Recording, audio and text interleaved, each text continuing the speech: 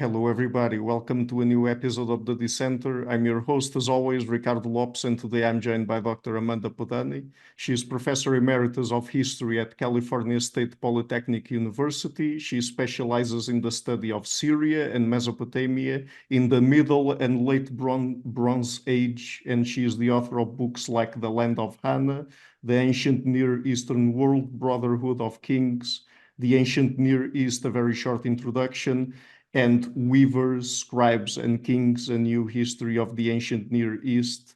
And today we're talking, of course, about Mesopotamia, the early Old Babylonian period, basically the second millennium BCE, Hammurabi's reign, the Kingdom of Hana, the Late Bronze Age, and the legacy of Mesopotamia if we get there. So, Dr. Podany, welcome to the show. It's a huge honor to have you, and I've been really a big fan of yours and your work. So thank you so much for accepting the invitation. Well, thank you so much for inviting me. It's a pleasure to be here. So to start perhaps with the most basic question here, what was actually Mesopotamia? Because particularly, I mean, for people who are not historians or historians of Mesopotamia, actually, before I got across your work and the work of your colleagues, I mean, sometimes I even thought, oh, is Babylonia the same as Mesopotamia? What's the distinction there? Because it's more common for us to hear, I guess, about Babylonia specifically. So what is Mesopotamia really? Mesopotamia is actually the term that the Greeks gave to this region. It's the region that is now Iraq and parts of Syria. And in ancient times, there wasn't a name for the entire land. They just called it Kalam, which meant the land. And so we now have given it the name Mesopotamia, or the Greeks did, and it's a useful name because it was a culturally consistent area from the Gulf almost to the Mediterranean Sea.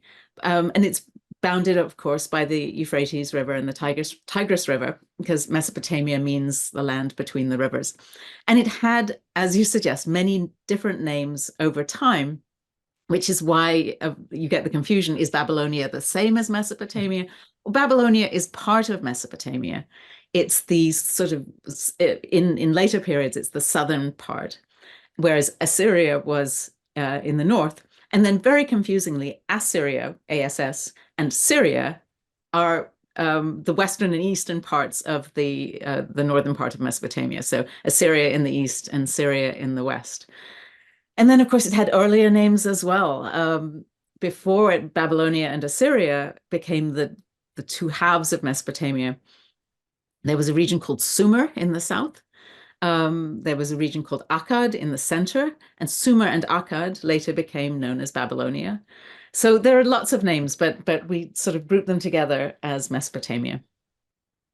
And when we look back in history, we hear many times when it comes to the big ancient civilizations, people talking about places like Egypt, Greece, Rome, China, some of the civilizations in Central and South America. Why is it that Mesopotamia seems to have been neglected in history a lot, or at least until recently? It's had its moments. It's very interesting. There was a phase in the 1920s where there was a sort of fad for all things Mesopotamian. But you're right. Today, if you look in a museum bookstore or you look online for videos, documentaries, that kind of thing, you're right. There's a lot about Greece and Rome. There's a lot about Egypt. Probably less about ancient China, unfortunately, because it's a fascinating region. But you're right, for the Mediterranean region, Mesopotamia just doesn't have the same public awareness. People are less aware of Mesopotamia. The reason I'm not sure, I think partly it has to do with, when you think of Greece and Rome, they were never forgotten. Nobody ever forgot how to read Greek or Latin. So there was a continuous tradition in the West of reading the Greek and Roman classics and of visiting, the great cities and so forth. Egypt was so dramatic with all of its huge stone monuments. The pyramids never were covered by sand. They were always there.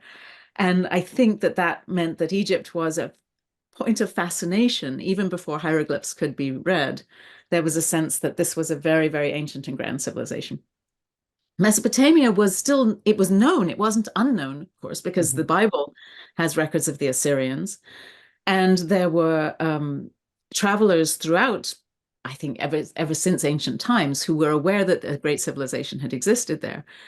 But it wasn't well known because, aside from the Bible, very little was known about the culture. And the Bible only covered the very latest sort of periods, like I say, very latest, from the first millennium onwards was sort of familiar, BCE was familiar from the Bible. And so it wasn't until archaeologists began excavating in the 19th century that the civilization that was there became clear and interesting. But in terms of what's actually there to visit, they built largely out of mud brick. And so there's nothing there like the Parthenon. There's nothing there like the Pantheon in Rome or like the Great Pyramids.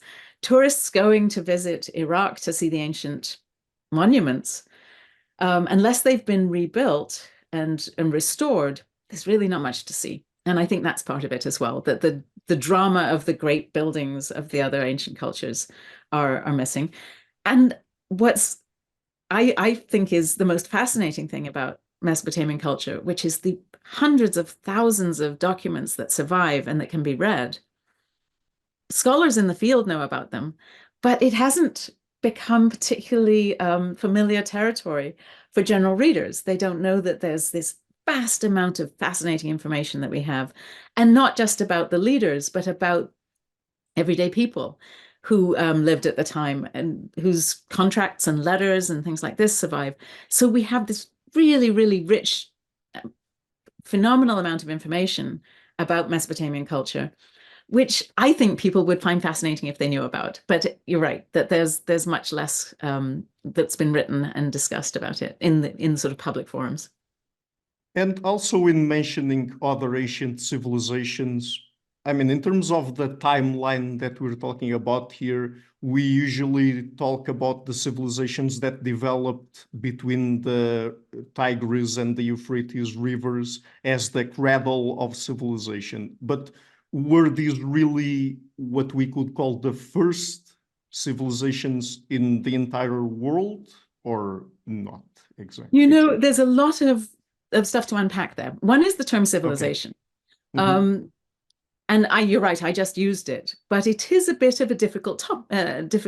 Mm-hmm. Um, I think it's better to talk about urban culture because Okay. we can certainly view people who had lived before urban culture as having been civilized, you know? And Yeah. then there are well, what constitutes a civilization? Do you have to have writing? Do you have to have monumental architecture? There's a lot of discussion about it, and I think that means that it's a tricky term. But if we talk about urban culture, big cities, and people living together in a situation where there are tens of thousands of people living in the same place, that, as far as we know, the earliest city like that probably was the city of Uruk in Mesopotamia, Mm-hmm. but we only have what's been excavated. And to say it's definitely the earliest, I think would, although, yeah, it's often described as the first. The more I think about it and the more that I write about these cultures, the more I suspect that there's contemporary or Egypt, for example, was developing cities right around the same time. Who knows, they're finding interesting things in China that we going earlier and earlier in Chinese culture in South Asia as well. So I don't want to sort of put my neck out there. Yes, absolutely the earliest city. It was one of the earliest, absolutely. And it's one of the earliest that we know well Mm-hmm. because of the amount that has survived from the early cities there. Yeah. And what we now historically refer to as Mesopotamia and Mesopotamian civilization, in terms of the timeline, when exactly do you place its start and when did it come to an end? Another very tricky question. Um, if we take it with the beginnings of cities, Yeah. I would say about 3500 BCE, you have something that looks like a city with monumental architecture, Okay. tens of thousands of people living in one place. But when it ended is really controversial because you could say it ended with the arrival of Cyrus of Persia Mm-hmm. in 539 BCE, because that was the end of local rule, that after Cyrus, the rulers who were ruling the region were not living in Mesopotamia. But the culture didn't change almost at all. They continued to use cuneiform, they continued to use their same languages. The people living through Cyrus's arrival wouldn't have said, ah, that's it, that's the end. So I don't think that's right. And then other people will say, well, it was the arrival of Alexander the Great and sort of maybe they put 323 BCE as the end. But again, there's a lot of people who do studies of the ancient Middle East and Mesopotamia after Alexander the Great, all the way up through the Parthian period. They were still using cuneiform sometimes, and there were still some references to the ancient gods. So there's no real, you can't sort of put a date on it and say, ah, that's the end. It gradually faded away with the introduction of first Persian culture and later Hellenistic Greek and Roman, that little bits of the culture still existed, but the influences of other cultures that were dominant in the region became more and more prominent. And by about the year 1, almost nobody could read cuneiform anymore. So if you think about the sort of BCE CE break being approximately when we can say it was pretty much gone. And of course, as you mentioned earlier, in the Bible, for example, we can find mentions to some of the kingdoms and empires in ancient Mesopotamia. But when was it exactly that historians and archaeologists first found out that there were actually ancient civilizations in the ancient Near East, and perhaps a few of them were still unknown? The site of ancient, like Nineveh, Babylon, I don't think they'd ever been forgotten. The people living in the region knew that that was where those cities were. And so travelers had visited them like in the 16th century, 17th century from Western travelers. But of course, within the Middle East, people had been very familiar with the region and the civilizations all along. I think the big turning point was when they started to excavate at the sites formally in the mid-19th century, early to mid-19th century, and they began to find real evidence, especially in the north, in the region of Assyria, of these enormous palaces and relief sculptures. And at the beginning of this, the big interest was, of course, with the connections to the Bible, that when excavators came from France or Britain or the United States, they came, as one of my professors said, with a Bible in one hand and a shovel in the other. They were looking for evidence for what was recorded in the Bible. And they found it. They found the kings, Sennacherib, Esarhaddon, these kings that are named in the Bible, were the kings who'd built those early palaces. And so there was a great deal of interest at that time in these discoveries. And then when cuneiform was deciphered, again, enormous amount of interest. But your question about when they found the civilizations that had been unknown until then, this was really when they started excavating in the south around the early 1900s. They were excavating in, for example, the region of Ur, and finding that there were levels long before the Assyrians, thousands of years before the Assyrians. And that was a shock. This was a culture that had been completely forgotten. This is the culture of the Sumerians. And I think then there was a sense of the really deep and long-lasting culture that the Assyrians were quite late. The Neo-Assyrian Empire that's recorded in the Bible and was contemporary with the writers of the Bible. Obviously, the Bible's written over a long period of time, but some of the writers of the Bible, that was quite late in terms of Mesopotamian civilization. The Assyrians were building on a culture that had been almost 3,000 years previous to them, had been thriving with the same gods and the same writing system and such continuity previous to the Assyrians. And talking about the writing system, at least as far as we know, Mesopotamia was probably the region of the globe where written language was first developed, right? It was one of them. It depends how you define writing. There were certainly signs being used in Egypt, some sort of written signs around the same time. There are some claims that there were some of a script in South Asia was early as well. But we know a lot about the cuneiform writing system, and it was one of the earliest, if not the earliest. But its very beginnings, it was not a writing system, really. It was almost like a memory aid, because the very earliest signs were not designed to represent spoken language. They were a way of recording administration. So there were signs for numbers, and there were signs for nouns, objects, cows, sheep, bushels of barley, jugs of beer, that kind of thing. And the early texts are just those. They're just numbers and objects. And so that's not really writing, if you think about it. It's not writing in the way that we think of it. It took a while for that system to develop into a system where you could record spoken language, where you could record verbs and names, and it took becoming a syllabic script for that to develop. Yeah, originally it was used mostly, I mean, whatever symbols they used, it was mostly for, I mean, just practical purposes, right? I mean, having to do with people were doing in their daily lives, and had to be registered for them to keep a track of people's activities and so on. It was not exactly about writing poems and literature and all of that. That came later, right? It did much later, and it wasn't so much people's daily lives. It was the palace and the temple that needed the writing system, because from very early on, and the earliest writing is from the city of Uruk, which is, as I say, the earliest known city. The writing system, which was around 3200 BCE or so, when they first started using it, was all about the goods coming into the temple, the goods coming out of the temple, into the warehouses, out of the warehouses. There's the lists, and they have total at the bottom, and they're doing their arithmetic and adding everything up. And then they began to use the signs as the sound of the word rather than just the word. So if you think about the word bee, like a buzzing bee, right? You could draw a bee, and you could use it for the sound bee. And they did that. They began to do that for words that were very hard to draw.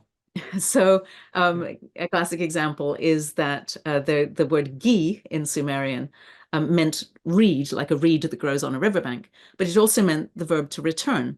So you could draw a reed and read it as to return. And that's a very useful word if you're doing administration, right? So that you begin to see the use of the sound of the word being used to express words that are very hard to draw. And then that then becomes eventually a system. And it was never fully phonetic as a system.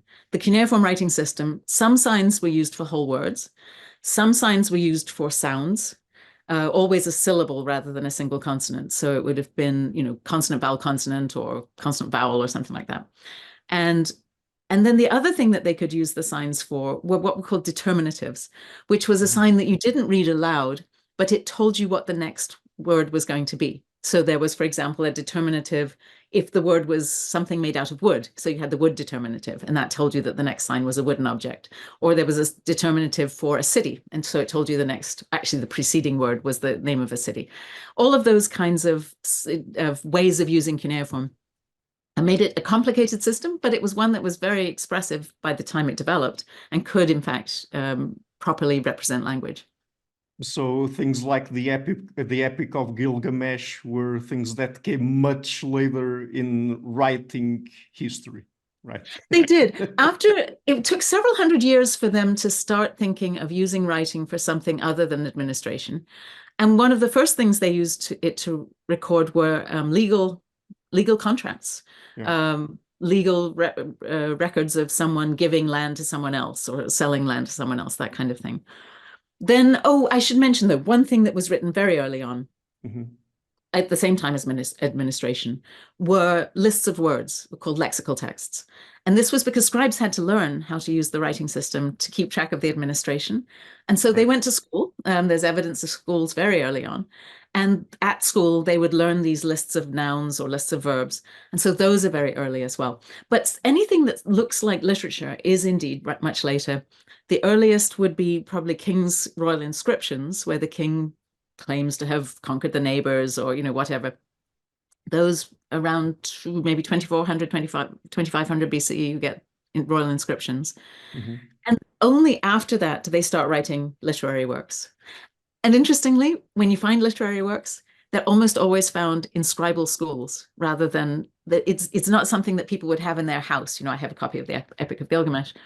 It tended to be when scribes were learning to write, they learned to write these epics and poems. And that's where we find them, is in scribal exercises.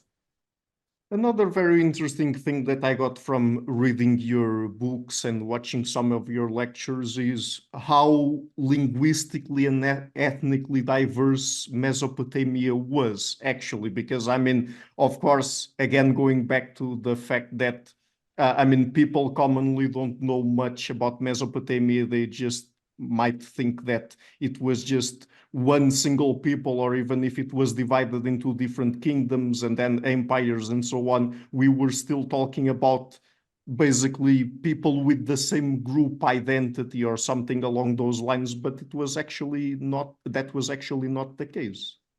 It wasn't, yes, from the very earliest times, the Sumerian language, which was spoken in the south, is a completely radically different from the Akkadian language, which was spoken in the center and the north of Mesopotamia. So different that they are completely different language families. And Sumerian is what's called an isolate in that it has no descendants. There is no language, no modern language that has reliably been identified as descending from Sumerian. Whereas Akkadian is a Semitic language, and therefore it shares a lot in common with modern Arabic, with modern Hebrew, with Aramaic, with many Semitic languages that came in between. And so those are two apparently indigenous languages, although there's some question as to when the Sumerians arrived, where they came from, if they came from somewhere. Those are certainly, they're indigenous, the Semitic and the Sumerian languages.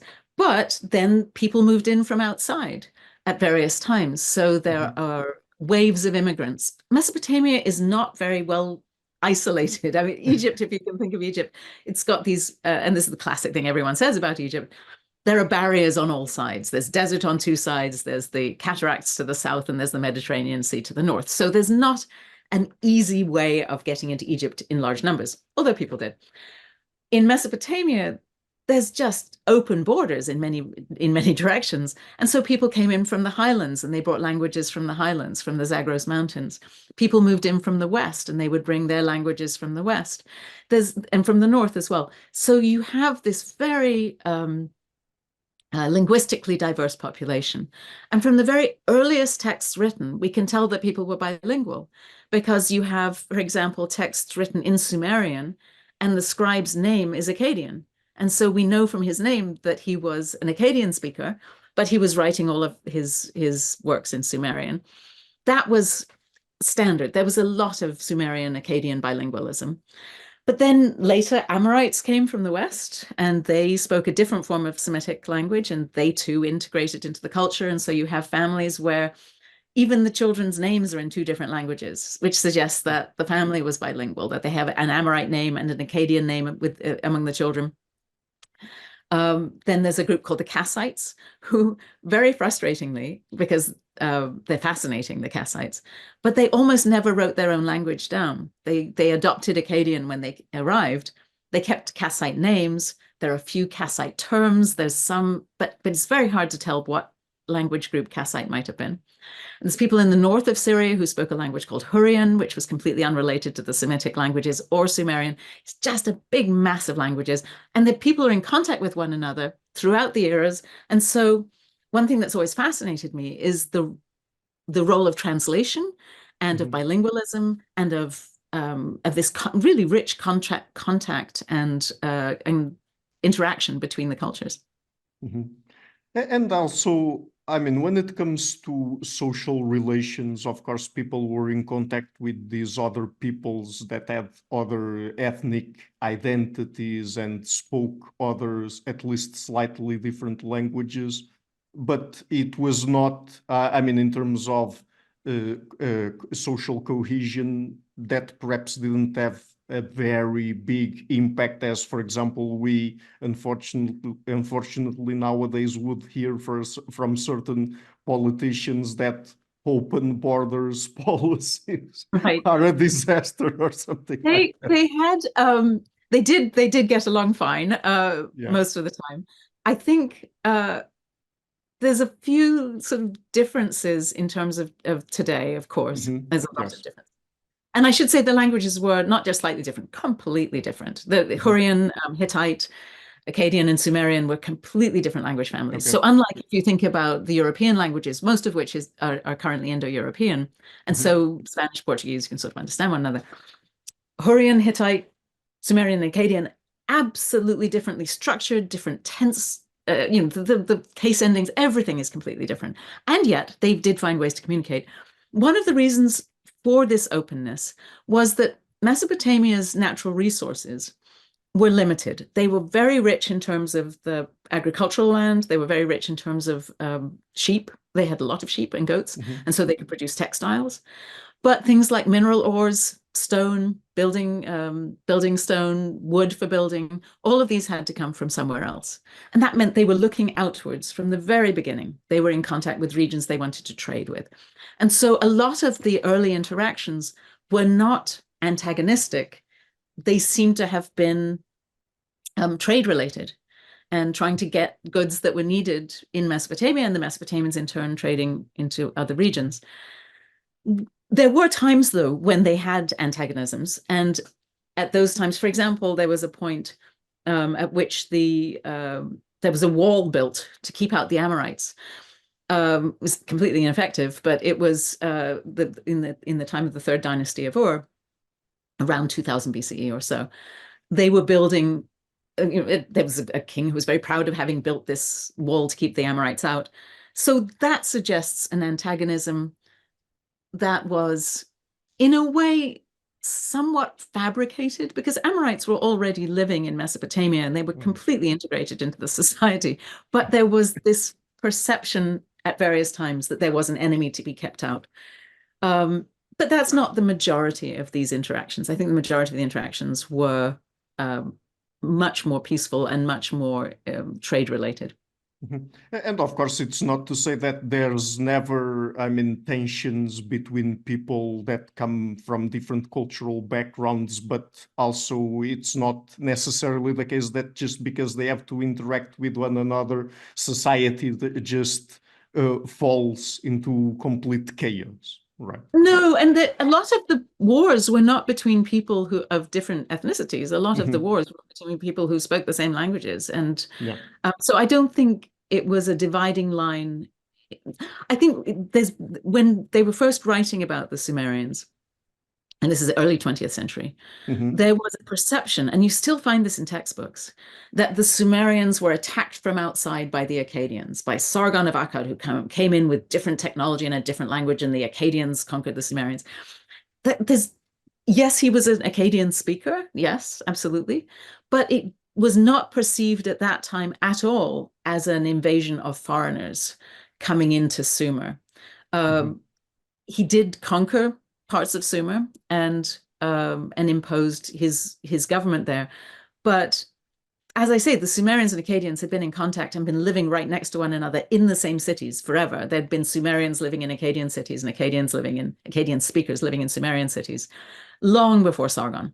So it wasn't sort of the arrival of these unknown outsiders. It was a power-hungry king who wanted to build an empire, but it wasn't a sort of ethnic conflict. And also something that you've referred to briefly there in one of my previous questions was the fact that there were also trade relations, and so merchants also played an important role when it came to the social dynamics, let's say, and the way that different peoples related to one another. Right? Yes. They're fascinating, the merchants. Really interesting.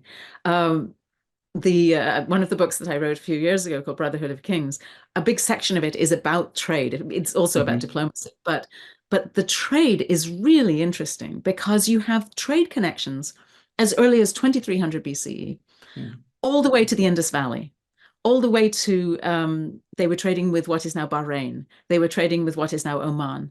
And these were regular merchants going back and forth between these regions by boat over hundreds of miles. And then later in the 19th to the 18th centuries, especially BCE, there were traders from Mesopotamia trading all the way into what is now Turkey. And again, hundreds of miles, this time overland, taking goods in both directions, living peacefully with the people in those regions, setting up what are called colonies, although it's not really the right term, trading colonies, where they would live within a city in a sort of community of Assyrians living in this community. And this is long before Assyria was a imperialistic power. This is a very small town really called Assyria that had traders.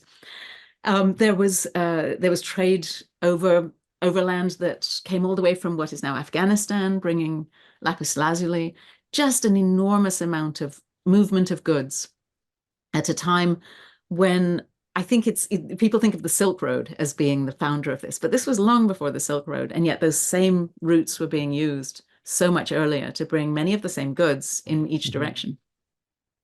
So let's focus now a little bit on the second millennium BCE, which is a period that you focused some of your work on, and the early Old Babylonian period and Hammurabi's reign. So who was Hammurabi actually, and what would you say characterized his reign, particularly when it came to war and diplomacy between states? Yes, Hammurabi was the king of Babylon. He came to power in 1792 using the traditional chronology, 1792 BCE. And he was initially not an important king. It was a time when there were a number of kingdoms in Mesopotamia, sort of territorial states that were centered on a particular capital city.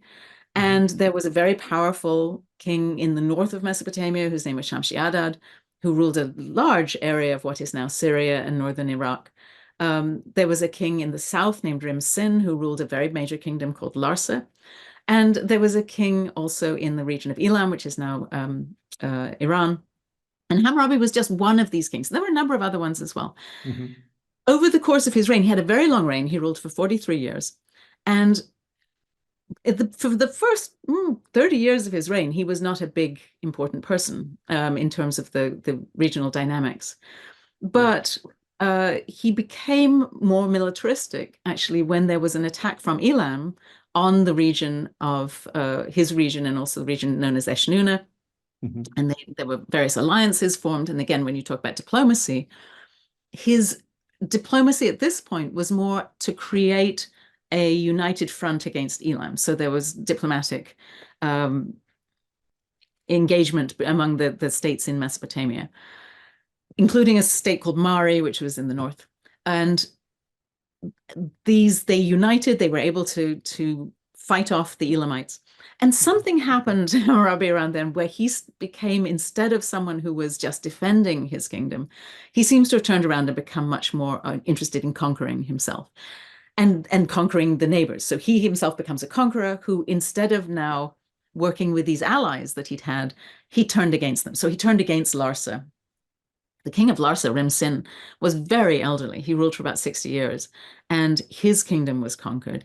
And then Hammurabi turns around and he fights to the north, and he managed also to take over the region of Mari, which had been one of his allies previously. So that by the time he died, he had an empire that extended from the Gulf up to what is approximately the border of Syria today with Iraq, a little bit beyond. And it was a big kingdom. It was an empire. We call it an empire because it's traditionally called Hammurabi's empire, but there are scholars who would argue it wasn't really an empire. But it was a big kingdom, and he had conquered it, and he had brought it under his control. And he seems to have been pretty successful at ruling such a big region during his reign. As soon as he died and his son took over, Samsu-iluna, in 1749, Samsu-iluna was much less successful at maintaining the southern part, so he lost the southern part of the empire. He does, though, seem to have extended it somewhat further to the north. This what's called the First Dynasty of Babylon, Hammurabi founded it, and it had collapsed by 1595. So about 200 years is considered the first dynasty of Babylon. So on the question of Babylon having been an empire, I would like to ask you here a broader question. So as an historian, what would be your reply to a question like, what is an empire? I mean, what is an empire actually? Yes, an empire, if you think about it being a state that is it would consist of more than one nation. Of course, at this point, they're not really thinking of nations. But if you think of a group of people who identify through a shared language, maybe through a shared culture, an empire tends to include a number of different groups like that who are multilingual and who previously were independent, and they are being ruled by a single government that is not local to their region. And in that way, I think Hammurabi's is an empire, in that he was certainly ruling over people who had previously been independent and who spoke languages other than Akkadian. Right. But there's there's so much discussion about what constitutes an empire. And especially when you look at modern history, and there are scholars who will say the first real empire was the Neo-Assyrian Empire, which was indeed a Mesopotamian empire, but it wasn't founded until the 10th century BCE. And some would say later than the 10th, late 10th, 8th century BCE, when kings developed the whole mechanism for maintaining an empire. Because it's one thing to conquer it, but then it's another thing to have this the roads that you need to build, the garrisons you need to set up, the standing army in order to maintain it, the regular system of taxes, the regular system of getting messages across the empire easily. That structure didn't develop in Hammurabi's time. So if that's the definition of an empire, then his wouldn't be an empire. And of course, the idea of having provinces and so forth, provinces and governors, all of those sorts of things that developed with empire. And of course, I ask you that question not because I want a definitive answer to it, but because it is a very interesting and intellectually stimulating question. Also, because you might say that what we mean by an empire, a nation, a kingdom, a country. These are, at the end of the day, I guess, useful constructs that historians, archaeologists, and other kinds of people use. They are just constructs. They are what they are. But also, what we understand by them sometimes might have implications for people's lives. Like, for example, the more recent concept of nations that we've had since the 18th, 19th century, right? Which is a new concept of nation that didn't exist.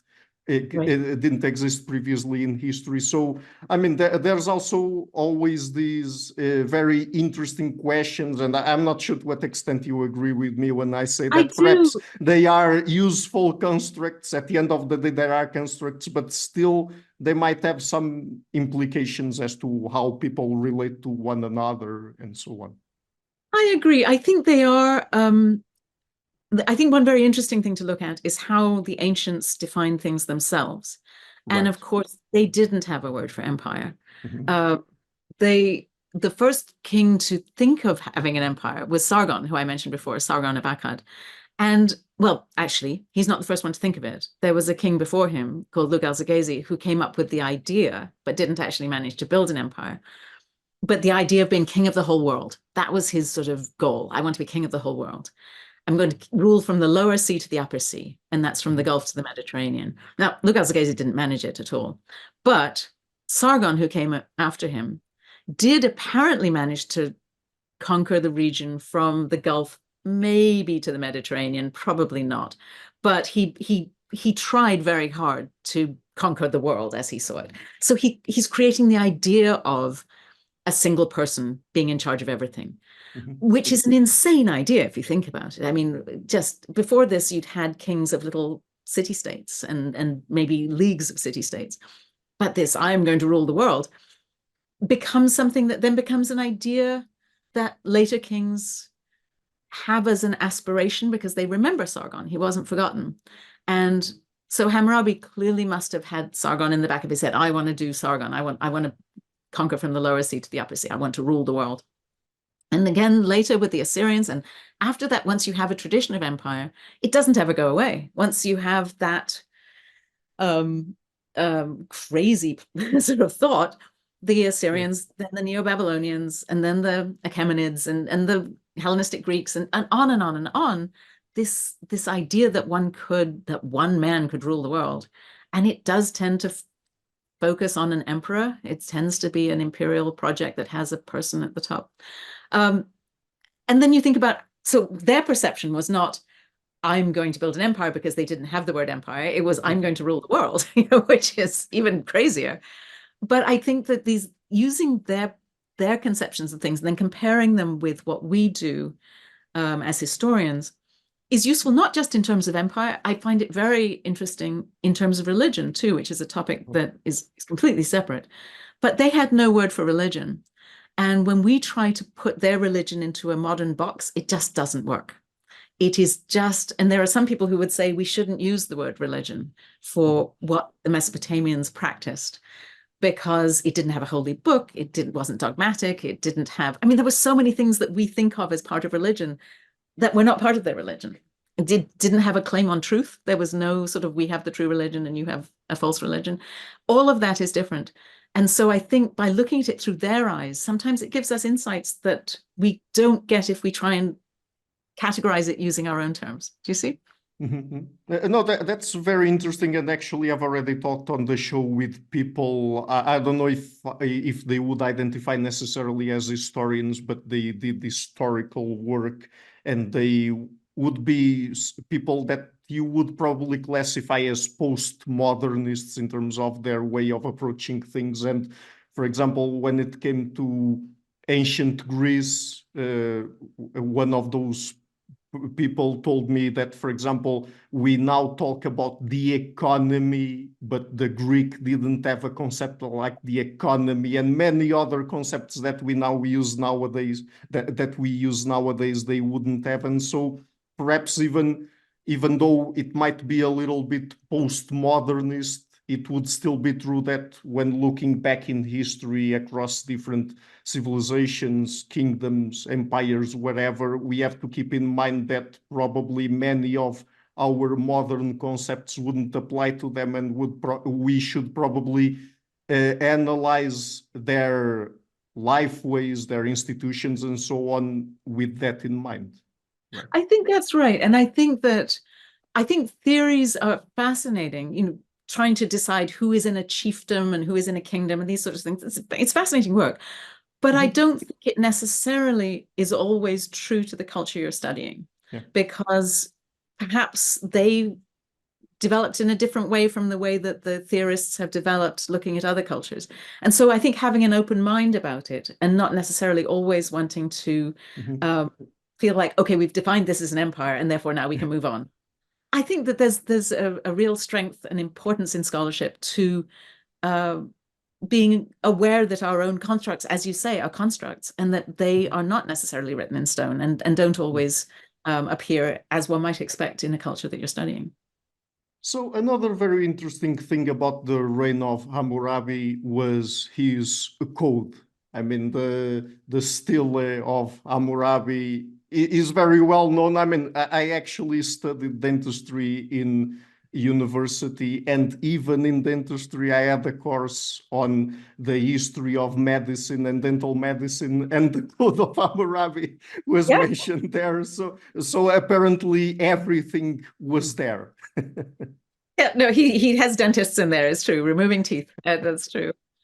His laws are fascinating. They were not the first laws. He was certainly not the first lawgiver. For hundreds of years before this, kings had promulgated their laws. Hammurabi, by putting his on a big stone stele, as you say, in fact, a number of big stone steles, but only one of them has been found. We know there were others. And when that was found in 1902, it was found not in Babylon. It was found in Susa, where it had been captured by an earlier king and taken as spoils of war. And so it was found in Susa, and it's so dramatic. It's now in the Louvre Museum, and it's 7 feet tall, and it's a beautiful diorite sculpture with the sculpture of Hammurabi at the top, and then all the laws on the lower part of it. And it's a really important historical document because it's so complete, it's so fascinating in terms of what it tells us about the culture. What's interesting is it's not what most people think it is. It's not the first laws. That was long before. It's the best preserved early law collection, absolutely. But Hammurabi was not inventing law. And interestingly, even though the laws were put out in a public place, they had them set up in the city where people could see them. Yeah. Most people were not literate. A vast majority of people were not literate. Actually, I was going to ask you that if just common people could read it or not. No. Okay. By Hammurabi's time, there was more literacy than there had been previously, but it still wasn't common. The average person wouldn't be able to read and write. Mm-hmm. And so they were up there, and they were also written in a very archaic script. It's as though we were to put up a monument today and use it in the script of the Gutenberg Bible. Most people wouldn't be able to read it, even if they could read, you know. And so he put it in this archaic script, and one would have thought that judges would consult the laws in order to come up with their judgments. But curiously, there's no evidence that they did. So even though these laws existed, the legal system, which had also existed for hundreds and hundreds of years, seems to have worked fairly independently of the laws, in that the judges clearly had a sense of what was right or wrong. They made decisions that are similar to what's in the code, but doesn't follow it to the letter. And they seem to have been viewed much more as a set of legal precedents that the judges might have consulted sometimes, and sometimes they didn't. And they probably were indeed legal precedents, that Hammurabi didn't sort of pull them out of his head, that they were examples of court cases that had happened, that decisions had been made. And these legal precedents he then collected and put up in a public place. And most of them aren't about crime at all. Most of them are about things like divorce and inheritance and property ownership and maintaining your fields and paying your taxes and what things should cost. And as you say, dentistry, you know, how much should a physician charge for taking out a tooth or whatever? That's the kind of thing that the laws are so important for, because they tell us so much about daily life, about what people cared about and what happened in the society. So talking a little bit more about daily life, and before we get into the Kingdom of Hana, we have this very common idea that the ancient world was terribly violent. I mean, there was violence on the street every day, every time.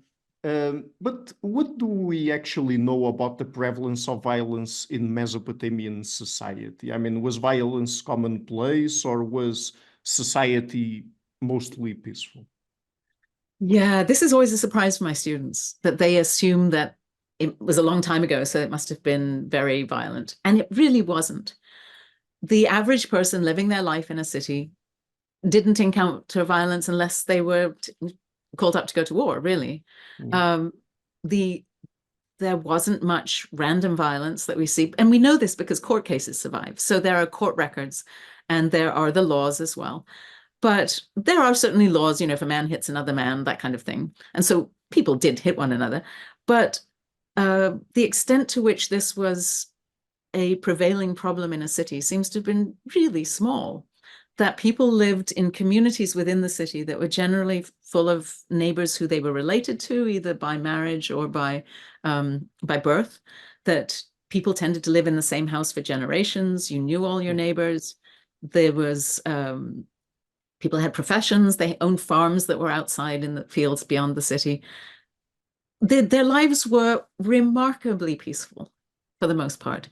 If a city was attacked, which happened periodically, I think one gets the sense, because we tend to compress 3,000 years of history into one chapter. It sounds as though they're at war all the time, but they weren't. They really weren't.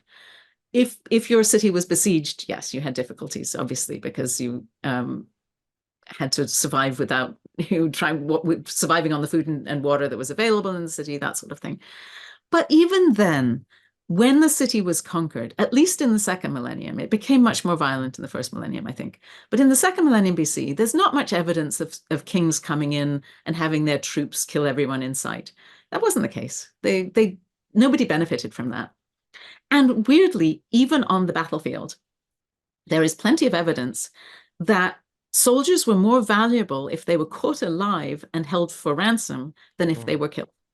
So there are some of the laws of Hammurabi, in fact, refer to this situation. If a soldier has then gone on campaign and he's been taken captive and he's held for ransom, there's a whole bunch of laws about how his ransom is going to be paid. His family will pay it. If the family can't afford it, then his, the various stages of first the temple and then perhaps even the king would pay his ransom.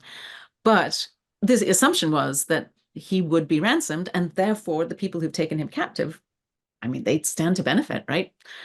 So although there are records of a lot of people dying in wars, and the kings brag about how many burial mounds that they had to build for the dead of the enemy or whatever, when it comes down to it, it really does seem as though the extent to which violence intruded on people's lives was relatively limited, and that when it did happen, it was dramatic and feared, obviously. I would imagine that when it comes to this type of question, something that people do not usually consider is the fact that even if people by then were already living in what by their standards were big cities with thousands of people, no longer the 150 people in hunter-gatherer societies or something like that, people in their own families and their immediate communities, they can more or less regulate the behavior of the members of their communities, right? I mean, it's not because perhaps they didn't have the police back then that it's all just a chaos all the time, right? Yeah, no, it wasn't a chaos all the time at all. And I do think there was a lot of social pressure to follow the norms of behavior. And they were pretty strict in terms of how you behaved and what was expected. And so when people went to court, for example, if classic court case, a woman died without having children, and her dowry is supposed to revert to her husband, not her husband, it's supposed to revert to her father or to her brothers because it doesn't belong to her husband. This kind of thing, where you could imagine them getting into fights or so forth. They always went to court. They were very, very interested in the judicial process, and they wanted it to work. And it does seem as though people rarely took things into their own hands. They would go to court. There were judges, there were witnesses, and very importantly, there was an oath that you had to swear. And this, I think, is really a crucial part. And again, it goes back to their religion. You were asked to swear an oath in front of the image of the god or the symbol of the god that you were telling the truth. So, for example, if in this hypothetical case where the brothers want to get back the land from the husband, they will go and swear an oath that indeed they remember that their sister got the dowry from her father and that they were there and that the dowry was hers and therefore it should revert to them. And if they swore that in front of the gods, that was a deciding factor because they so deeply believed in the gods that someone being willing to swear an oath was considered to be evidence that they were telling the truth. And there's evidence that people were so unwilling to lie in front of the gods that there were decisions made on that basis as well. If someone says, this man stole from me, and they said, well, go and swear to the gods that this is stolen, they would often go, actually, no, I'm not going to swear that oath. And then it was decided that clearly that the goods hadn't been stolen because the person making the claim wasn't willing to swear. So for those reasons, and I think also because of this sense that the gods were watching, especially the god Shamash, and they wanted not to be punished by Shamash, that there was a surprisingly law-abiding feel to the cities, that in a sense that you don't want to let down your family and your household by doing something that would be violent or illegal. So another thing about Mesopotamian society I would like to ask you is, I'm very interested in always when I talk with historians, for example, about hearing about gender relations and things related to that. So what was the role of men in Mesopotamia? Was Mesopotamian civilization patriarchal? And even if it was patriarchal, what were women allowed to do? I mean, I'm not sure if at this point we can talk about rights, because they wouldn't have had that concept probably, as at least as we understand it today. But what do we know about that? Oh, so much. And I'm so glad you asked. Yes, it was a patriarchal society. Absolutely. Men were the head of the household. Okay. But women had enormous amount of agency, to use a sort of term that we use today. There were women in all sorts of different professions. There were women who had leadership roles. Women were allowed to take someone to court. They could be witnesses in court. They could give loans to other people. They could go to court to get the loan repaid. They owned their own property that was given to them as a dowry by their fathers when they got married. That was theirs. It didn't become community property. It didn't belong to their husbands. They could pass it on to their children, including their daughters. They were free to move about in society. They were not kept at home in ancient Greek times at certain periods. Even in a patriarchal society, there is no shortage of evidence for women. And this is something actually that I focused in the book that you mentioned, Weavers, Scribes, and Kings. It's a book in which I used a lot of small biographies to kind of build up a history of the whole period. And I found that I right from the beginning wanted to have women in the book, but it was obvious that one couldn't write this book without women, because there were so many important roles that women played. I talked about the textile industry, which was the textiles made by the palace or made by the temple. The vast majority of people who did the spinning and the weaving were women, and they were highly, highly skilled professional women who were making textiles that were so valuable that they were traded for gold and for silver from other lands. Really important role in the economy there. There were priestesses who had positions that were just as important as a high priest, if not sometimes more so, who were so important when they were put into place. They were introduced into their position as high priestess, that the name of the year, that year, would be named after that position being filled. There were queens who interacted diplomatically with other queens in other regions, that they very early on, one of the very earliest archives found in Mesopotamia is the archive of a queen named Baranamtara, she had her own palace. She was married to the king, and the king was in charge of the kingdom, but she had an entire temple estate with fields and sheep and fisheries and hundreds of workers and textile, and she was in charge of it. So it was not that she was doing it for her husband. It was her domain. And we know about her much more than we know about her husband, actually, because his palace wasn't excavated. So I think what's fascinating to see is that one can look at gender relations in depth, and to see that at this very, very early stage, there was no sense among the Mesopotamians that women couldn't do things. There was no sense of women being inadequate, which I think is really fascinating. Even though men were running the place, they weren't, running like a king in charge of a kingdom. One of his chief advisors was usually his wife. And in many cases, for example, the Kingdom of Ebla, the royal couple were considered to be joint rulers. They ruled together. So women were taken terribly seriously and exercised all kinds of what's the term I'm going for here? I was going to say rights, but you're right. In a way, it isn't, because they haven't developed the idea of rights, but they had societal permission and capacity to do all sorts of interesting things. There were female scribes. Most scribes were not female, but there were some.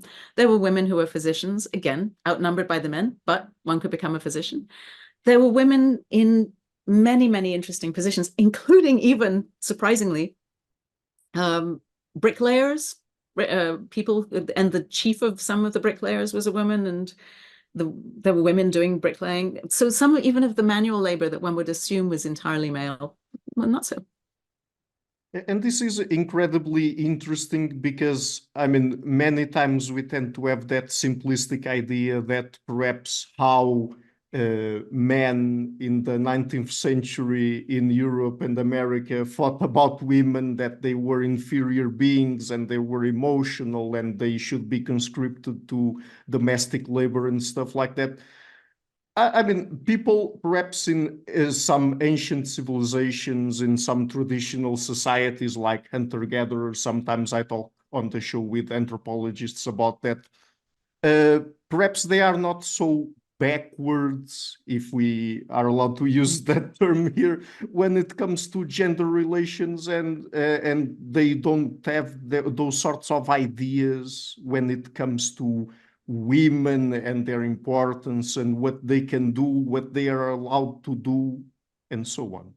I think you're right. And I think when you look at what was being written in the 19th century, there was often an assumption that, well, it's ancient, so they must have had these norms. The women must have been kept at home. They must have been considered inferior. And then when you actually go and look at the texts, that's not there. That is one of these modern suppositions. And I think it comes out of the model of progress, you know, this idea that history is a history of progress from a barbarous beginning to a civilized present. And it's just not true when you come to many aspects, actually, of society, where there've been ups and downs throughout history. And very early on, women had much more of a role in public life in early Sumer than was true even by the Neo-Babylonian period, for example.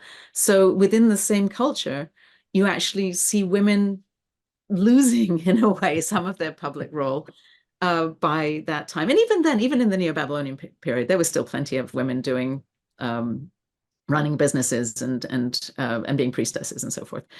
So yes, I agree. I think that we have assumptions that as if it was somehow innate to humans. And I don't think it is innate to humans to treat women badly. I think that there is a quite an inspiring aspect to this, which is that even in a patriarchal, very early culture, there are plenty of places where women had a equal standing in some ways in society. And I think one of course reasons why it wasn't a matriarchy and why matriarchies are so hard to find is that biologically women have babies, and that is going to curtail the amount that they can actually do out in the big world. If you're having 8 children, it's going to be a lot of pregnancy and a lot of childbearing. One really interesting group in Mesopotamia in that same time of Hammurabi were a group of women who were called the Naditums, and they were dedicated to the gods, or each one was dedicated to a particular god. Often Shamash, the sun god, but sometimes Marduk, the god of Babylon. They weren't allowed to marry. They didn't have biological children. And they became enormously influential businesswomen who were making loans and buying property and sending trade expeditions and all kinds of things. So it really gives you a sense that it perhaps is this distinction between the women who were having babies and the women who weren't having babies. And the women who weren't having babies, nothing was stopping them from doing basically the same things that men did in terms of their business acumen. Yes, I think that the most interesting thing or things to look into when we, are looking into ancient societies, historical societies, and also, again, traditional contemporary societies is to look into social structure, social organization, economic, how the economy is structured, ecological factors, because that's actually what is most interesting when trying to understand where gender relations, the sexual division of labor and so on comes from, and not so much trying to come up with an idea of what a supposed human nature is like or should be like, and then creating this sort of, stereotypes or even archetypes of what a woman or a man is or should be that are supposedly very ancient and universal and should last forever. Right. And as I say, one universal is obviously that women do have children. And that is something that has obviously had an impact throughout human history. Sure. And I'm in saying women who had babies, obviously one needs women to have babies. One doesn't have any continuation of the human race unless babies being had. But I do think it's interesting how even among women who were mothers, there were plenty of things that they were still actively involved in. But it does sort of explain how you have both a patriarchy and at the same time a culture in which women had plenty of positions they could hold. Yeah. And so you've also done work on specifically the Kingdom of Hana. So, I mean, tell us about it and the city of Terca as well. I mean, tell us about them, and also why did you get interested in the Kingdom of Hana specifically? I mean, is there something special about it, or was it for some other reason? It's special, but it was for a very pragmatic reason, which is that my doctoral advisor, Giorgio Buccellati, he was excavating at Terca. And when I was choosing my dissertation topic, it made sense to do something connected with the excavation that I was able to work on. So I did go on to the excavation and worked there for just one season, actually.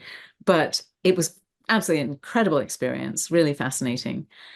And what I got interested in was that the site of Terca was occupied for a very long period of time, but the eras that are well represented from the excavations there extend from about the end of Hammurabi's reign to the period covered by the excavations, maybe 1700 BCE. So it's a fairly short period of time that, no, I'm sorry, maybe it's later than that, 1600 BCE. So about 100, 150 years represented by the actual excavations there. What was fascinating to me was that we were finding cuneiform tablets in private houses, which was really interesting because, of course, then you have private archives, you have people, and this what I was talking about neighborhoods within cities.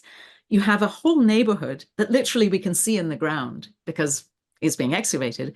And then the documents from the houses there tell you who lived in them, who was working there, what their professions were, how they were related to one another, brothers living next door to brothers, all of this sort of wonderful, fascinating stuff about a community. All right, so before the excavations started at Terca, they started in 1976. In the decades previous to that, a bunch of documents had been found and acquired by museums around the world that clearly came from the same site. They have all of the same characteristics. And in fact, they even name some of the same people.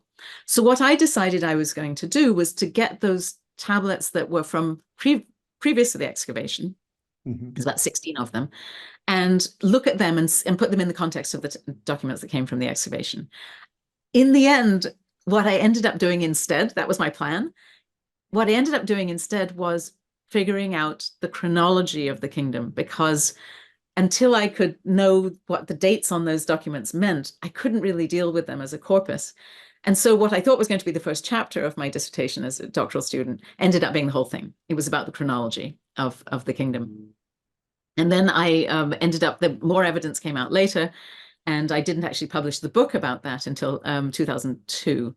But the chronology became the thing I was really interested in. But then when I published my book, I also included those tablets that previously had been in collections around the world that needed to be put together. So that was how I got interested. But it is a fascinating place because Terca was home to a kingdom. It's often called a small, inconsequential kingdom. I don't think it was. I think it will turn out to be quite important. But it's called Hana, the kingdom. And it was a kingdom which remarkably survived over 500 years and in the same general area and with the same scribal practices. And this is what was so interesting, is that you can identify Hana texts by the way the scribes wrote the tablets, and by the particular terms and phrases and various quirks of the tablets. So the tablets cover then a period from around 1720-ish all the way up to the 12th century. I mean, really late. There are Hana texts from the 1100s. And that means that we have a sequence of kings of this region that covers such a long period of time that it actually becomes more important than just being this one kingdom. It helps us understand more about the chronology of that whole period. And then a very interesting thing that happens between 1595 and 1450 BCE is what people call the 100 years long Dark Age, where few records were kept. And what happened then, basically? Do we know that or no, not? we really don't know very much. In 1595, the first dynasty at Babylon came to an end, and the last king, Samsu-Ditana, was deposed, or he lost his throne. Mm-hmm. And then we call it a Dark Age because it's just people stopped writing, apparently. There are no cuneiform documents found from most of Mesopotamia for, as you say, 100 years. By about 1500, you begin to get some. So not much until 1450, as you say, but around 1500, there are some. What was going on? We really don't know. By the time the sort of the mist dissolves and we begin to get texts again, there's a new dynasty in Babylon, a dynasty who are Kassite in origin. Where did these Kassites come from? It's a fascinating question. There's a whole new kingdom in northern Mesopotamia called Mitanni. Where did it come from? Who were its kings? How did they get into power? There's a lot of changes that have taken place. But this Dark Age, in the sense that we don't have any documents that really tell us what was happening, is fascinating and frustrating as historians, because of course we want to, what were the origins of the Kassites? How did they come to take the throne? How did the Mitannian kingdom develop? How did it spread? Part of this is just probably because we haven't excavated the right places. I suspect that there are tablets that are yet to be found that will answer some of these. But one solution for a while was to say that perhaps that is just perhaps we're mistaken that was a century at all.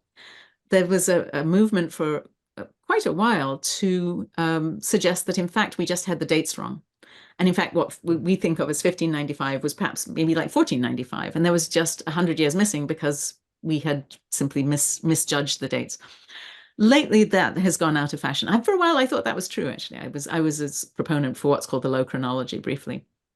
But what is now called the middle chronology, which seems to be the accurate one, is it holds up and it does retain this Dark Age. But there are two kingdoms that do seem to have continued to produce documents. One is called the Sea Land, which is in the south. It's a region around the city of Ur and south of there, where there seems to have been a thriving, we know there was a thriving kingdom because a number of cities from that kingdom have been excavated and discovered recently. That continued into the missing century. And then also probably the tablets from Terka do too. So the Hana tablets do. The problem is we don't have enough of them yet. We have this really fascinating thing, which is that there's a series of kings who call themselves King of the Land of Hana, and they had beautiful cylinder seals, and there are tablets from their reign that suggest that they were powerful kings and that they ruled this region. But for each of the kings, there's maybe one or two tablets, and that's not enough to build a history on. And so placing them chronologically has really been challenging. And when I first was working on them, I was pretty sure those kings bridged the gap between 1595 and 1500, the 16th century. But I no longer think that's true. I think they are later. And that means that perhaps Hana still doesn't have tablets from that period, which would be very frustrating. But we have to wait, I think. There are some tablets that are still going to be published that would be very interesting to see, that were excavated. And those may have some answers. And perhaps when excavations restart in Syria after the difficulties there, and perhaps more will be found. But I think Hana holds a key, but it's not clear 100% yet what that key is. You know, this is one of the things that I really love in my conversations with people who do work on ancient history and with paleoanthropologists, for example, and archaeologists, because it's like we have a sort of an idea of a puzzle in our minds with the sort of limited information we have available, limited resources, the excavations that people have done, and we are limited to that. But then perhaps over time, as we excavate more places and find new things, the puzzle suddenly changes, and then there are more missing pieces, and then we get a few more pieces, but we're never 100% sure of what are the missing pieces and what will the final puzzle look like. Right. Oh, very much. Yeah, it's exactly that. There was a scholar who described it as, if you imagine an ocean and there are little islands in the ocean, and the islands are the parts we know, and the ocean, which is unfamiliar, is like there are mountains under the ocean, but we can't see them yet. And I feel that way very much about Mesopotamian history, because there are these little bits that we know really well. So, for example, the city of Mari, which I talked about, the city of Mari, excavations were done there, and they found a massive archive. And it only covers 13 years of history, but there's tens of thousands of documents. And so for that 13 years, we can say so much about that one little kingdom under one little king, Zimri-Lim. But his contemporaries, the people who were ruling with him, even Hammurabi, his palace hasn't been excavated. So we don't know, we don't have his archive. There must have been so much more, and maybe there is still so much more to be found. But we can say a lot about a number of things, and then we have to sometimes say we just don't know. And with the 16th century, it's one of those, we just don't know. It's something was happening, and by the end of it, things had changed, but it would be so nice to know more. So I would like to ask you now about the importance of diplomacy during war specifically, and how the great powers from this period of time, and now I'm going to focus mostly on the late Bronze Age from 1595 up till around 1155 BCE, where the Near Eastern powers back then were at war, and we have, for example, the Kassite Babylonians, the Hittites, the Mitannians, the Egyptians, and other peoples at war. So how was peace? First of all, I mean, how did war look back then? Why were they at war in that specific period of time?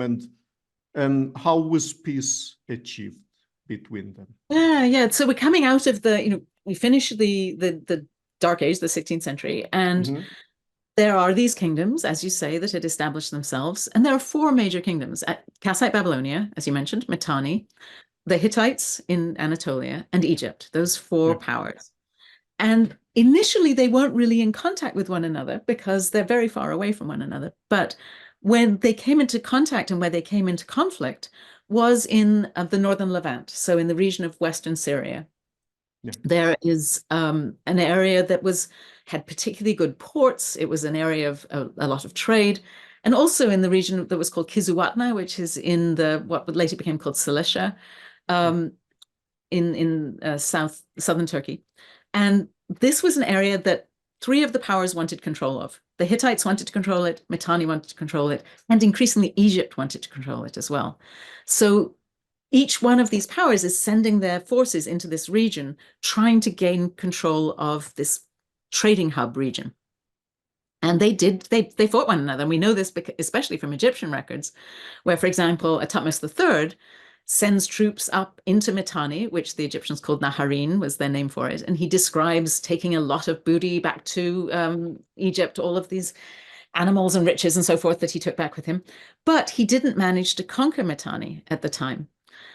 And what's interesting is that in his records, Thutmose III's records, he describes that embassies came with tribute for Egypt from all of these foreign lands. And he names the foreign lands, and they are clearly some of these regions around the Mediterranean, including Babylonia, including perhaps Assyria at the time.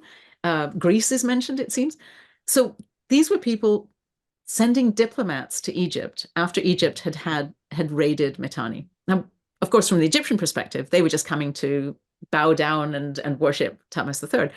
But what he doesn't mention is that there had been for over 1,000 years by this time, a tradition of diplomacy across the Middle East, the non-Egyptian Middle East, in which people sent one another gifts, and they sent one another ambassadors, and they worked out terms of interaction and peace.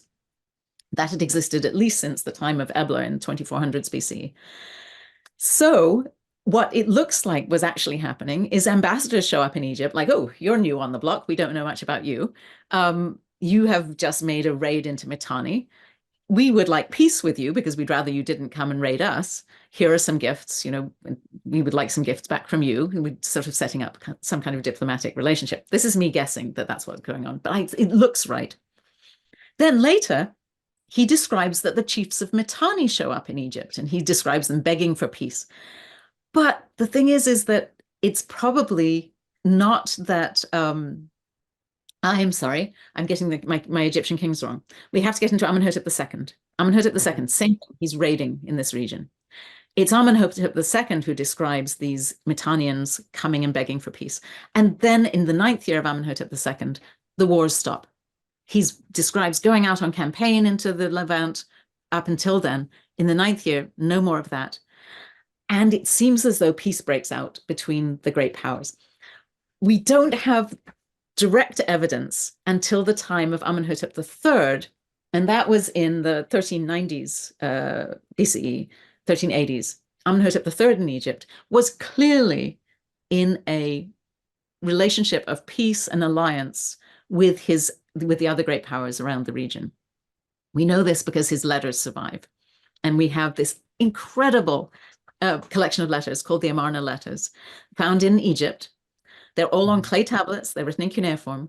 And what they show is that the Egyptians had, prior to the time of Amenhotep III, adopted the whole diplomatic system that had developed in Mesopotamia and become a part of it.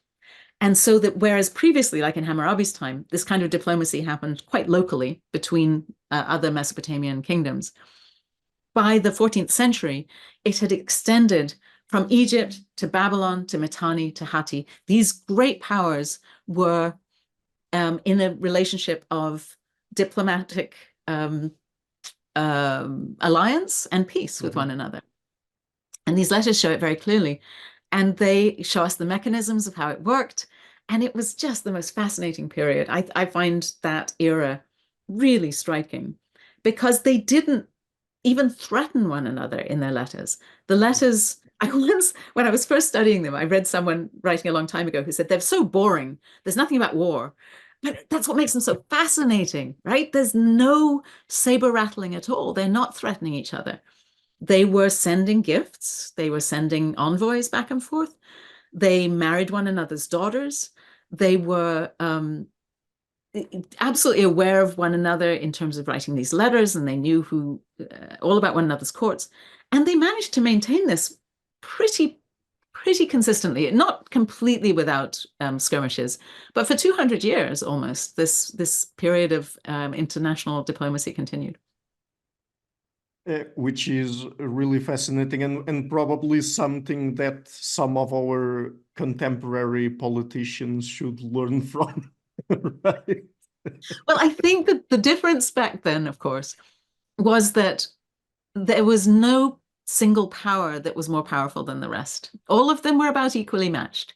And they had real trouble fighting far away from their homeland.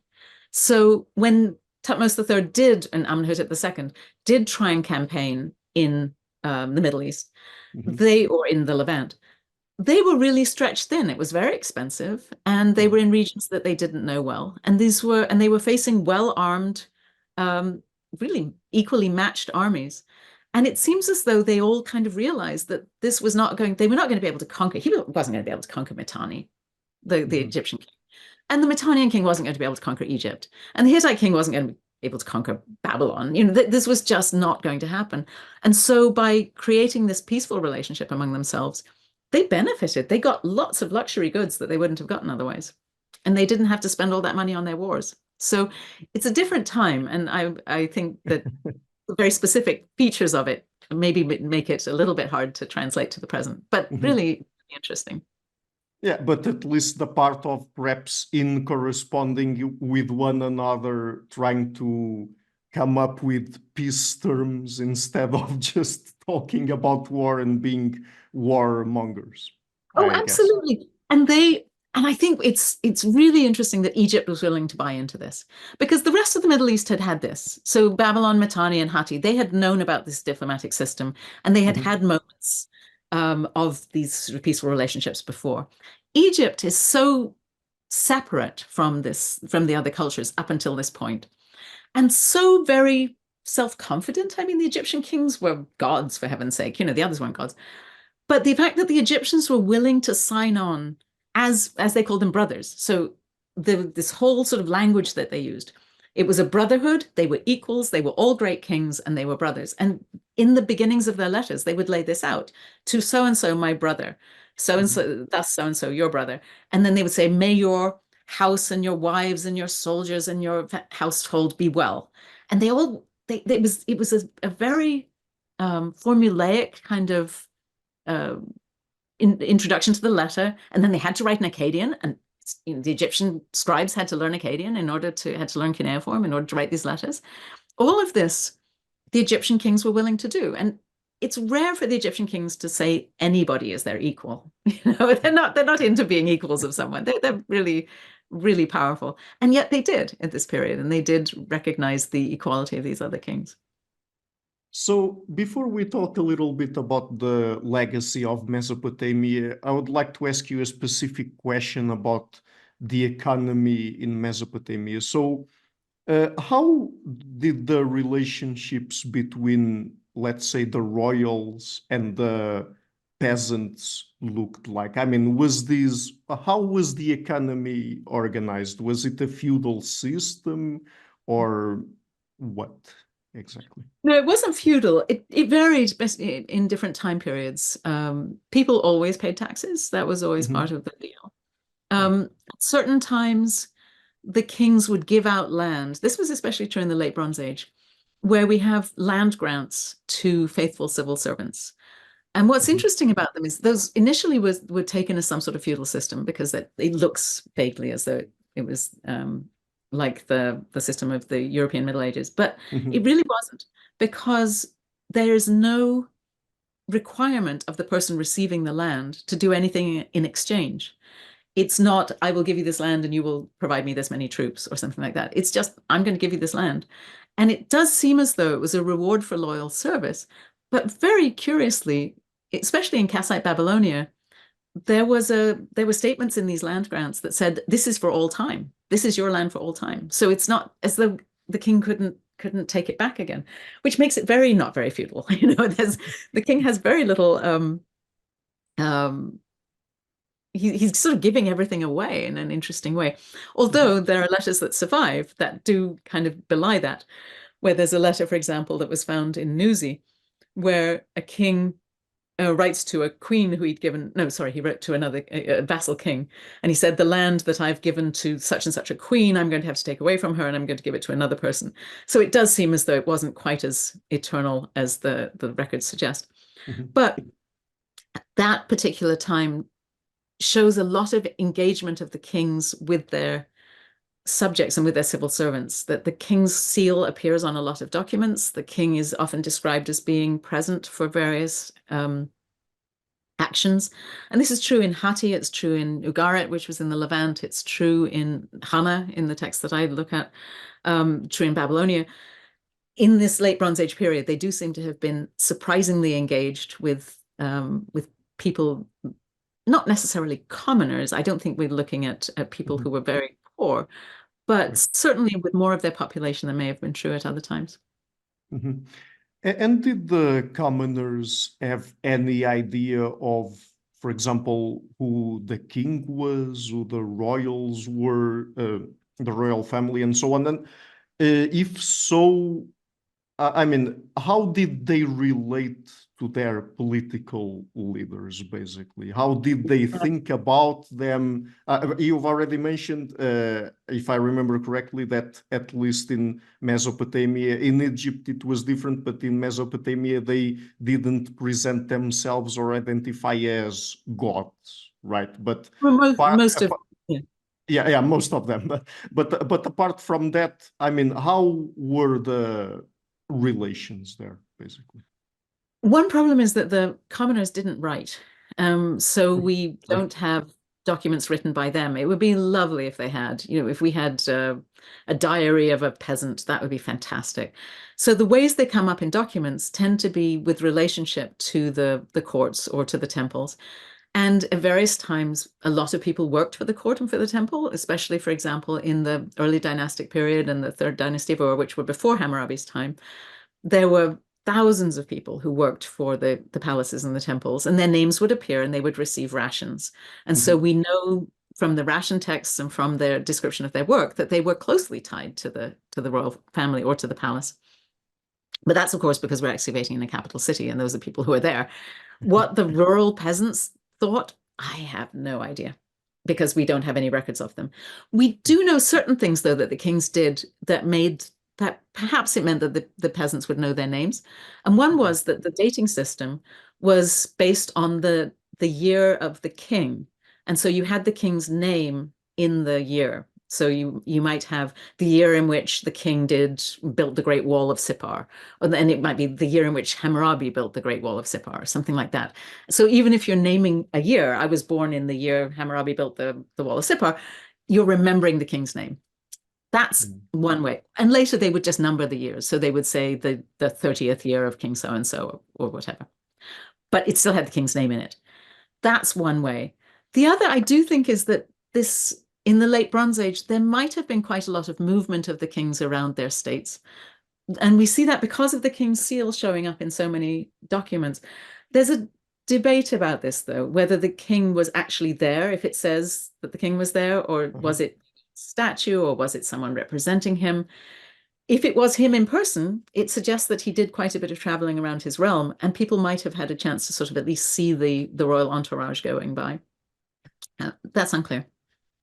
No, one of the reasons why I asked you that question is because many times when I think about how people lived back in historical societies, I'm also interested in trying to understand how they would think about themselves in relation to the place they lived in, the country or the nation they lived in, if they were aware at all of the people who were basically their political leaders and who they were, what they did, and also in comparison to how we think about the places they lived in nowadays. Because I don't know, I don't know at all, for example, if someone who lived in what we now call France in the 13th century would think of themselves as a French person, you know what I mean? So yes, I do know what you mean. I do think people thought of themselves as they identified themselves by the region that they lived in rather than by the name of the country. But you raised a really interesting question here, because what we do have from Hammurabi's reign is a lot of his correspondence, which was found, and especially correspondence with some of his high officials. And he had this man whose name was Shamash Hazir, who worked for him in the region of Larsa after he'd conquered Larsa. And Shamash Hazir got letters from Hammurabi saying, I heard from such and such a man, and he's a gardener, and you've given his field to someone else. Now, that's really interesting, because this gardener wrote to Hammurabi directly to the king to make to say, someone's taken away my land. Could you do something about it? And there are enough of these letters that it does actually imply that people knew who the king was and knew that if they had a real concern, he was the person to appeal to, and that he would be the one to try and work it out. So I think, even though we don't have much that's written, someone hiring a scribe and writing a letter to the king in that way does suggest that people knew who the king was. Yeah, and how to get hold of him. And it also always strikes me, just because we have this very small part of his correspondence, just his correspondence with Sinadinam and Shamash Hazir and a few other people. There must have been a lot more. That the king was on top of so much stuff. I mean, he was literally writing to Shamash Hazir saying, this gardener whose name is such and such, you need to make sure he gets his fields back. If he's doing that all across his country, that's an enormous amount of real, almost micromanagement. So I think, unlike your medieval peasants, I do suspect that they had a sense of who the king was, partly because of the year names, but partly also because they did intervene quite a lot in individual lives. They also called people up for military service. They called people up for corvée labor, laboring on city walls and canals and ditches and so forth, all of which also was probably a reminder of who the king was. Yeah, and I would imagine that at least when they were in the military or doing military service, they would be told that they would be fighting for Babylonia or Akkad or Sumer or some other place. Probably. Probably. Yes. I don't know if they would be told they were fighting for the king or if they were fighting for the country. I don't know. That's Yeah. a really interesting question. Or perhaps more likely they were fighting for Marduk, the god, might be the way Oh, that they would phrase it. right. That might have been true. Yeah, that's interesting. You've actually sort of got me thinking about all sorts of aspects of this in terms of how we could prove whether or not they knew who the king was. And the soldiers, at least in Hammurabi's time, again, going back to the Old Babylonian period, they were provided not with a salary, they were provided with fields, which was called an ilkum, that their family would farm, and that would support them, would support the family so that they would then be available to go off on campaign during the season when they weren't farming after the harvest. And so I think, again, there, the ilkum directly comes from the king. He's the person who gives you your ilkum. So I do think that anyone who was in this, there's such a lot of ways in which the court and the palace were intertwined with the economy that I think you would have a hard time not knowing who the king was if you were involved in any way in any of those things. No, because at least from my perspective, it would be extremely interesting to really try to put myself into the shoes of someone who lived back then in, I don't know, Babylonia, Sumer, and to really try to imagine how would they move in that world, how they would think about their own group identity, if they would be aware of where they were in terms of the identity of their nation or kingdom or empire and so on. So that would be very interesting to know. Yeah, even though they didn't have maps with borders on them, Yeah.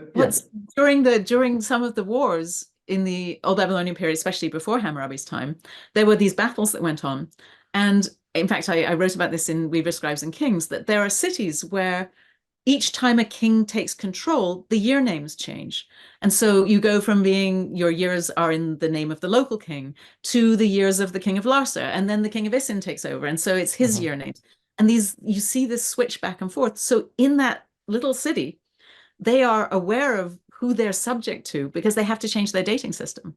So, and that was enforced by the king. So we do see that they are, even though there may not be a map saying you are currently in Isin, oh, no, you're currently in Larsa. There was an awareness because that's who they were paying their taxes to, and that's who they had to date their documents by.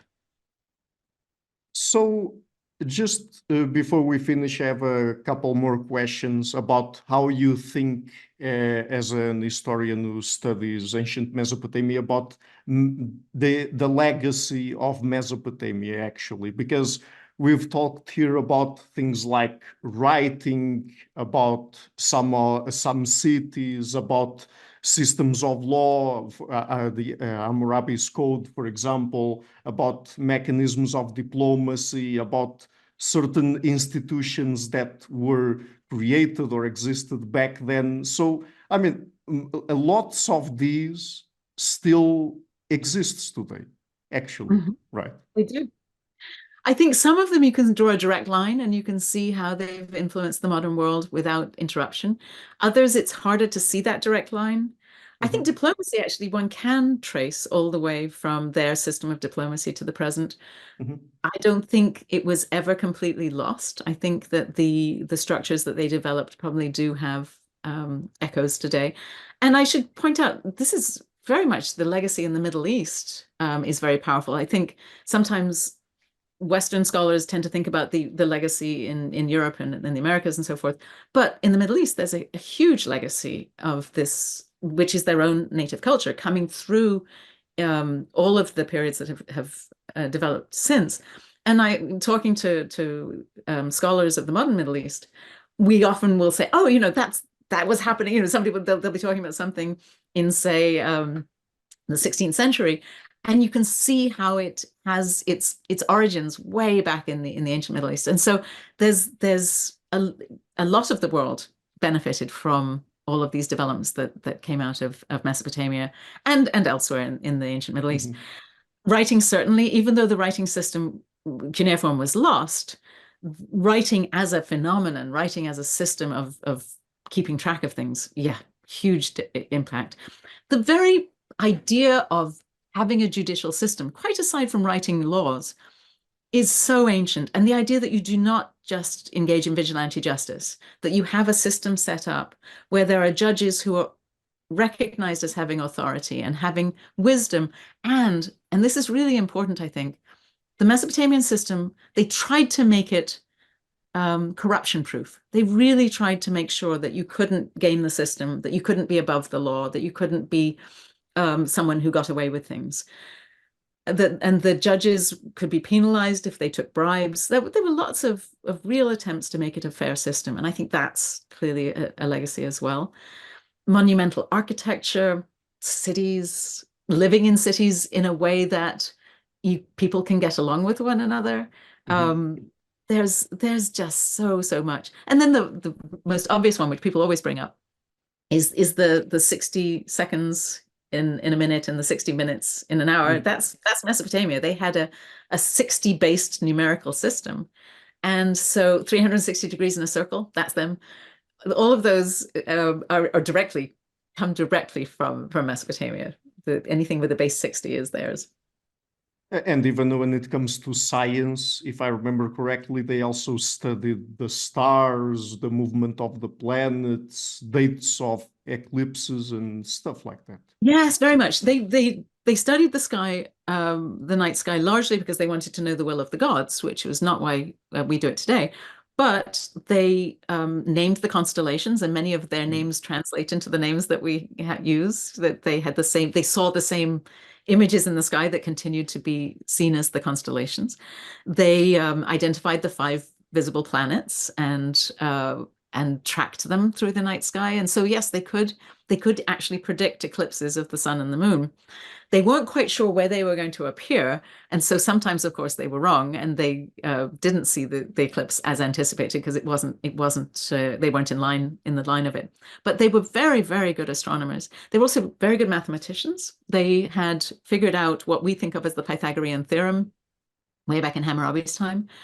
I think it was lost and Pythagoras rediscovered it. I don't think Pythagoras was sort of stealing from the Mesopotamians, but it was known. They had that. They had a number of military techniques, for example, that also, for example, the chariot was a ancient Near Eastern. Well, it was certainly somewhere in the Middle East that they invented the chariot, and it spread fast. It in fact spread all the way to China. So the Shang Dynasty chariot is clearly a Middle Eastern chariot that was adopted over a long distance. They developed the phalanx formation for soldiers back in the 3rd millennium BCE. So it's often attributed to the Greeks being the first ones to come up with that, but it was clearly being used. You can see it from the artwork in the 3rd millennium. And the art influenced, the Mesopotamian art, the Assyrian art influenced the Persians. It influenced the Greeks. There's almost more than one can think of in terms of how much it has contributed to the world. And one thing, just to put things into perspective here, one thing that I find really fascinating when reading about the Mesopotamians, for example, and other peoples, is that we tend to have this very, let's say, solidified idea that people back then were extremely different from what we are nowadays. But I mean, even though we have perhaps different technology, different building materials, and different jobs, I mean, there are many aspects of our daily lives, the things we worry about, the institutions we have, that are actually perhaps not that different. Right. Yes, it's really true. I go back and forth on this because on the one hand, I want my students to realize things were very different. Especially things like religion and technology. Of course, we do everything by the clock. They didn't have a clock. There's a number of ways in which life was very different. But we have this shared humanity, and I do think that really comes out. that you're right, they worried about their families. Somebody left on a trip and they would write letters to one another to make sure they were okay. They would be concerned about their children. They ate many of the same things we do today. In fact, the recipes that have been found from Mesopotamia, you can cook them, they're delicious. They had houses, they had streets, they had cities, they had so many things that we still live with. And I've often thought that if humankind manages to survive for another 10,000, 20,000 years, they'll look back at our culture and see really strong connections. I mean, we will probably be in the ancient world to them. The ancient world will cover Mesopotamia to, who knows, the Industrial Revolution maybe, but so much of what was set in place in the ancient Middle East, but also in other ancient cultures around the world, has continued. Has it worked well? It hasn't been radically changed. Things like justice and farming and so forth. It's become more technologically advanced, but the way we cook is the way we cook still. Those things we share a lot. And just one final question then, and this is more of a, let's say, philosophical / existential question, because there's always the aspect that lots of the history of Mesopotamia was just, historically speaking, very recently uncovered, and some of it could have been lost forever, and perhaps there are pieces of it that will actually be lost forever. So, I mean, when it comes to, let's say, being a king, being an emperor, being someone with very high status in a given society, and perhaps being very arrogant that we will be remembered forever. I mean, when you study history, don't you sometimes get that sense that perhaps, oh my God, maybe even if people reach very high status in their society, I mean, there's always the risk that they will actually not be remembered forever. I mean, is that something that you think about, or I actually, it's funny because I think about the flip side to that, which is that what is so surprising, because the Mesopotamians wrote on clay, and clay is pretty indestructible. Yeah. We know the names of so many people who would never have dreamed that they would be remembered. I've done this. I published in Eon magazine online an article about Gimel-Ninkarek. Gimel-Ninkarek was a barber. He was an important barber. He was a barber to the king, but he was a barber in a small town. I know so much about him. I know the name of his son. I know who his neighbors were. I can reconstruct what his life was like. And that, I think, is the sort of, as I said, the flip side of someone who was really, really powerful at the time and we've forgotten about them. Yeah, okay. But how exciting that we can bring life back to people who would never have dreamed they would be remembered. And here we are talking about them thousands of years later, because they left a written record. Somebody left a written record of them. There's even a woman named Zum, who I wrote about in Weaver, Scribes, and Kings. She was a textile worker. She was a very poor woman, but she worked her way up to be the supervisor of her weaving team in the palace at the city of Girsu. And we can talk about Zum. And there she is. She's a real person, and she's got a real name. And we can sort of bring her back in an interesting way because of these documents being found. And I think future archaeologists will no doubt find more cuneiform tablets. There's certainly more to be found, and they will decipher and translate more of the ones that we already have, and more people will come to light.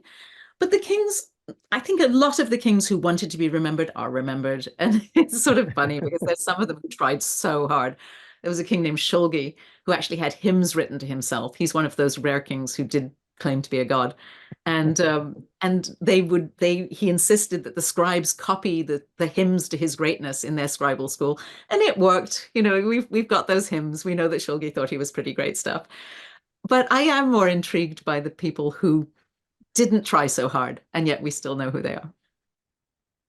Great. So, just before we go, would you like to tell people where they can find you and your work on the internet? And of course, I'm also leaving a link to your books on Amazon. So, Yeah.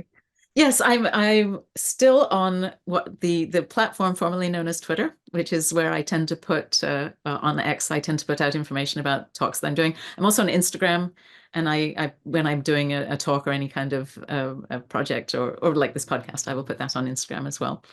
So those are the places to find me. And yes, please, on Amazon, my books are all on there. And I also did the audio version. I'm the reader for the audible version of Weaver, Scribes, and Kings.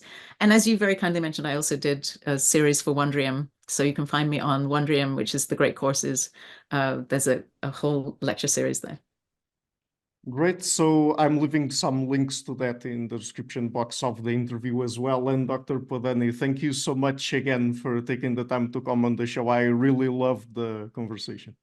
Thank you. I really enjoyed it as well. Thank you so much. Hi guys, thank you for watching this interview until the end. If you liked it, please share it, leave a like and hit the subscription button. This show is brought to you by Enlights, learning and development done differently. Check their website at enlights.com, and also please consider supporting the show on Patreon or PayPal.